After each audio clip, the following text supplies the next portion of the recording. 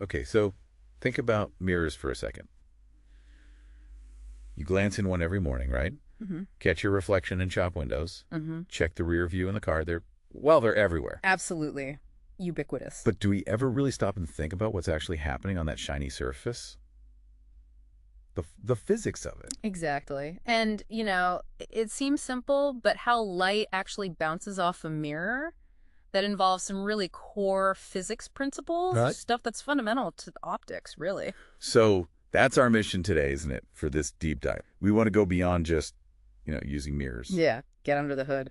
We've looked through some really good educational materials on this. The plan is to unpack how plane mirrors actually work, so you walk away really getting it. And it's funny, long before we had perfectly manufactured mirrors, people saw reflections everywhere. Oh, yeah, like where? Like in still water, a pond, maybe, or even shiny pots and pans. Those were early hints at this whole idea of light bouncing off surfaces. Okay, makes sense.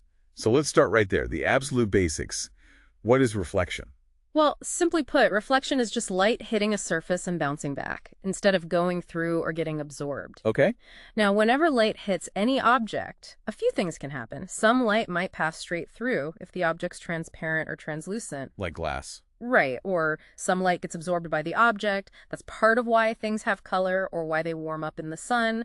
Some light gets scattered, bounces off in all directions, and then some gets reflected. And what decides how much of each? Hmm. Absorption, reflection, scattering. It really boils down to the material itself and, crucially, how smooth its surface is. Think about frosted glass. Okay. It's translucent, so some light gets through, but the surface is rough, so it scatters light too and reflects some back. That's why it looks cloudy, kind of blurry. Right. But then you take something super smooth, like polished metal or a plain mirror. The surface is incredibly flat, so it absorbs very little and reflects almost all the light in a very neat, organized way. And clear glass windows. Mostly transparent, very little reflection, most light just goes right through. So plane mirrors. Mm. What's the construction? What makes them so good at reflecting? Okay, so a plane mirror is defined by being perfectly flat. Plane means flat, geometrically speaking. And it's got to be super smooth and highly polished. How do they make them? It's pretty neat, actually. They start with a really thin, uniform sheet of glass, good quality glass, very flat.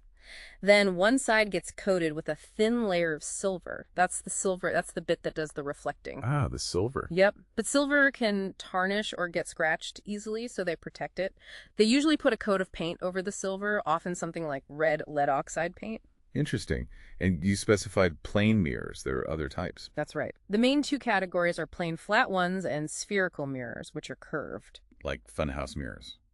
Or those car side mirrors. Exactly. The ones that say objects may be closer than they appear, those are typically convex spherical mirrors. But yeah, for this deep dive, we're focusing just on the flat plane mirrors. Okay. So if you were designing the perfect mirror, like theoretically perfect, what would it do? Aha, the ideal mirror. Well, first, it wouldn't absorb any light. Zero absorption. Okay. Second, light wouldn't bend when it hits the surface, no refraction. Right. And third, it would reflect all colors of light equally, giving you the brightest, most accurate reflection possible. Maximum reflection. And how close to the ones we use every day get to that ideal? They get pretty close, actually, thanks to that construction. The smooth glass ensures the light rays don't get distorted much. The shiny silver layer gives you that high reflectivity. Minimizes absorption. Exactly. And the red paint just protects that vital silver layer, so it works really well. Okay, so we have smooth surfaces reflecting light. But, sometimes you see a really sharp reflection, like in the bathroom mirror. Other times, like off maybe brushed steel, it's more blurry, a glow. Ah, good point. That brings us to the difference between regular and diffuse reflection. Regular versus diffuse. Okay. Regular reflection is what happens with those super smooth surfaces, like our plane mirror, or even very still water. Parallel rays of light come in, hit the surface, and they all bounce off still parallel to each other in an organized way. And that's what gives us a clear image. Precisely. That organization preserves the image information. Think about sunlight hitting a mirror. You can often see a bright, distinct spot of light reflected onto a wall, right? Yeah. That's because the incoming sun rays are pretty much parallel, and the mirror reflects them as a parallel beam. keeps them focused. Now, compare that to, say, a brass plate. It might be shiny, But not perfectly smooth. not perfectly smooth at a microscopic level. So it reflects light, sure, Yeah. but the reflected rays aren't quite as organized. They scatter a bit more, so the reflection is maybe less bright, less distinct. Okay. So what about something really not smooth, like a book? If sunlight hits my book, I don't see a bright spot on the wall. Exactly, that's diffuse reflection. The surface of the paper in a book, even if it feels smooth, is actually really uneven on a tiny scale. Right? So when those parallel sun rays hit it, each individual ray still obeys the laws of reflection where it hits. But because the surface angles are all over the place, The reflected rays just go off in random directions. pretty much, they scatter everywhere. That's why you don't get a focused beam. But wait, if the book just scatters light everywhere, how do I even see the book itself in a room? There's no focused beam hitting my eye from it. Excellent question. Think about the light from a ceiling light or a lamp. It's going out in all directions, right? Yeah. Some of that light hits the book. The book's rough surface causes diffuse reflection. It scatters that light in all directions.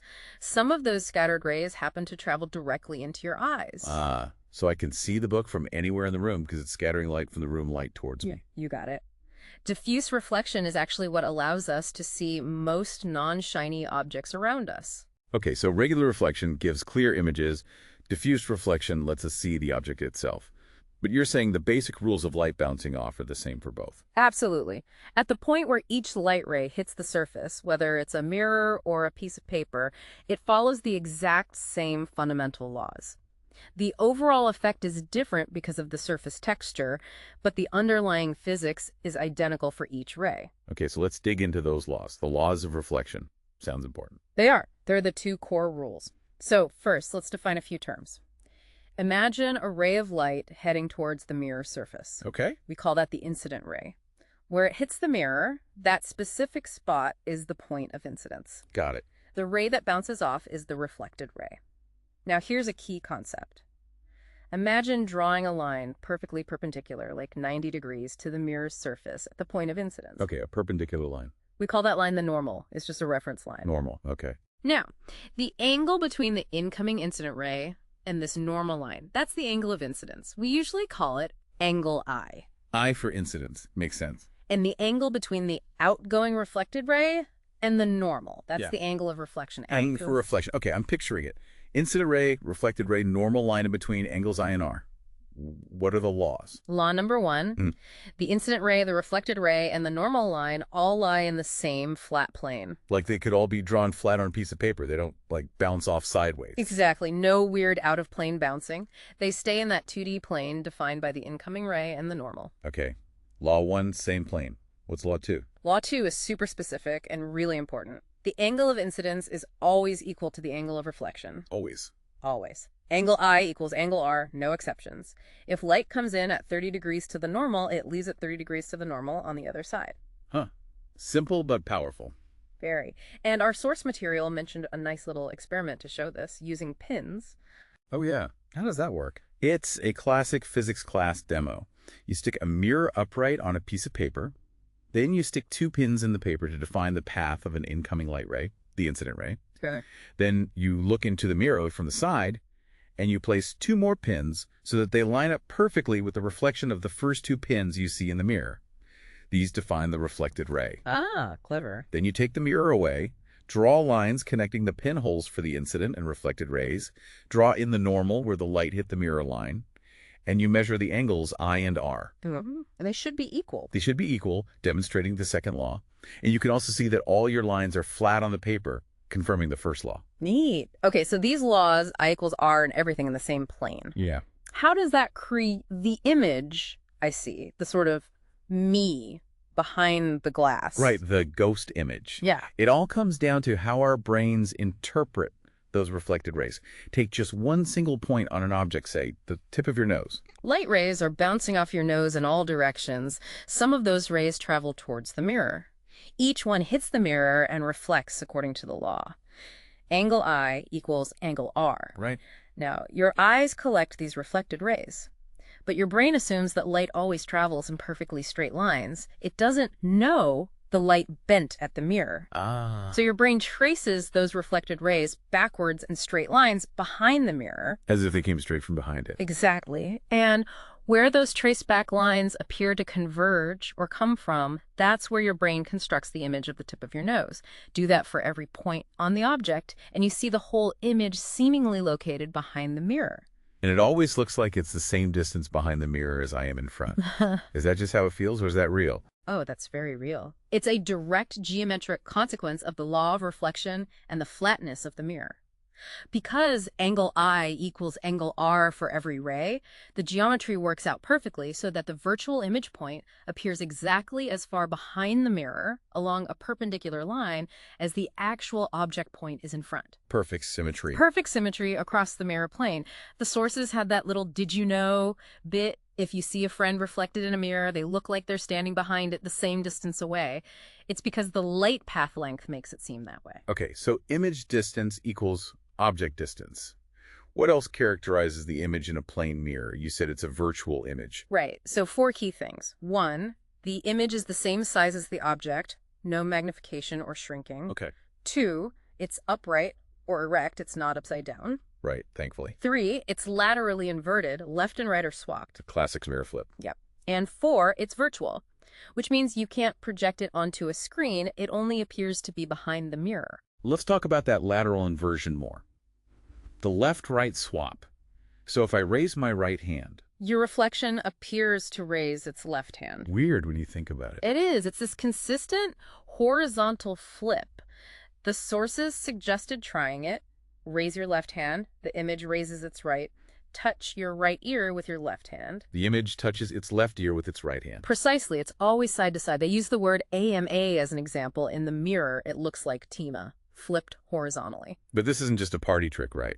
There's that really important use. Oh, absolutely. The ambulance. Right. You see ambulance written backwards, laterally inverted, on the front of the vehicle. Why? So when a driver looks in their rear view mirror, Which is a plane mirror. the mirror does its lateral inversion thing, flipping the already flicked word. And it reads correctly. Ambulance. Instantly recognizable, so the driver knows to pull over. A very clever, life-saving use of basic optics. Definitely. Okay, and you mentioned the image is virtual. Let's clarify that versus a real image. What's the difference? The key difference is whether the light rays actually converge or just appear to converge. A real image is formed where light rays, after reflecting or passing through a lens, physically meet up at a point. Like focusing sunlight with a magnifying glass to burn paper. Exactly. The light rays are really converging there. Because the light is actually there, you can put a screen like the paper at that point and see the image projected onto it. Okay, so a virtual image. A virtual image is formed where the light rays only appear to diverge from. They don't actually meet there.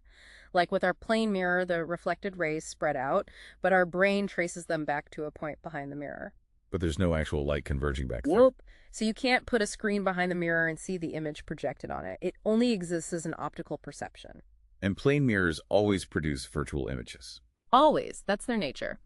The reflected rays from a flat surface always diverge or are parallel. They never converge to form a real image. The sources had a useful table comparing them. Real images can be projected, formed by converging rays, usually inverted, form in front, where light goes. Virtual images can't be projected, formed by apparently diverging rays, always erect for plane mirrors, appear behind. Got it. Okay, so that covers single plane mirrors pretty well. Yes, But what about using them together? You mentioned periscopes earlier. Ah, yes, the periscope, a fantastic practical application, for looking over things, crowds, trenches historically, or out of a submarine. How do they work? Still just reflection. Yep, just clever use of reflection from 2 plane mirrors. The basic idea is a long tube, often with right angle bends at the top and bottom. Like a squared off Z shape. Sort of, yeah. And inside, at each bend, you place a plane mirror tilted precisely at a 45-degree angle to the tube's axis. Okay, 45 degrees. And they face each other. They're parallel to each other, actually, with their reflective surfaces facing inwards along the path of the tube. Right, parallel. So how does the light get through? Okay, light comes from the object you want to see, enters the top opening, and hits the first mirror, M1. Because it's at 45 degrees, it reflects the light straight down the vertical part of the tube at 90 degrees to its original path. Okay, the light goes down. Then that light travels down and hits the second mirror, M2, at the bottom bend. It's also at 45 degrees and parallel to the first one. So it reflects the light again, another 90-degree turn, this time horizontally straight into the viewer's eye. So two reflections, two 90-degree turns let you see around corners or over obstacles. Precisely. It redirects the line of sight. And the image you see, is it still virtual? Is it inverted? Good question. The first mirror creates a virtual image of the object. Then that virtual image acts like an object for the second mirror. The second mirror then creates another virtual image, and that's the final image you see. So still virtual. Still virtual. And interestingly, in a simple two-mirror periscope like this, the image is erect, upright, and the same size. The two lateral inversions actually cancel each other out, so the final image isn't laterally inverted either. Huh. Clever. So, periscopes. What are some other common uses for plane mirrors, besides the obvious bathroom mirror? Oh, loads. We mentioned opticians using them to make rooms seem longer for eye tests. Right, the illusion of distance. Barber shops use two mirrors facing each other so you can see the back of your head. They're essential in kaleidoscopes. The patterns come from multiple reflections between mirrors angled towards each other. Ah, kaleidoscopes, yeah. They're sometimes used as reflectors in things like solar cookers to concentrate sunlight. And just generally, placing two or more plane mirrors at specific angles can create multiple images, which is used for decorative effects or in some optical instruments. It really is amazing how versatile such a seemingly simple thing is. From checking your tie to seeing over enemy lines. It is. The principles are straightforward, but the applications are vast. Okay, so let's just quickly recap this deep dive. We started with the basics, what reflection is, light bouncing off a surface. Right. And the difference between regular reflection off smooth surfaces, giving clear images, and diffuse reflection off rough surfaces, letting us see the objects themselves. Then the two big laws of reflection. Incident ray, reflected ray, normal, all in the same plane. And angle of incidence equals angle of reflection, always. Which explains how plane mirrors form those images that are the same size, upright, same distance behind the mirror. But laterally inverted, and virtual meaning they can't be projected. And we saw how lateral inversion is used practically on ambulances, and how two mirrors give us the periscope. Exactly. A good tour through the world of flat mirrors. So for a final thought to leave you, our listener, with, we spent all this time talking about perfectly flat mirrors, but think about the reflections you see every day that aren't from flat surfaces. What about the back of a spoon? Or the surface of rippling water? Or even just looking at a shiny curved object? How do those reflections work? Do the same laws apply?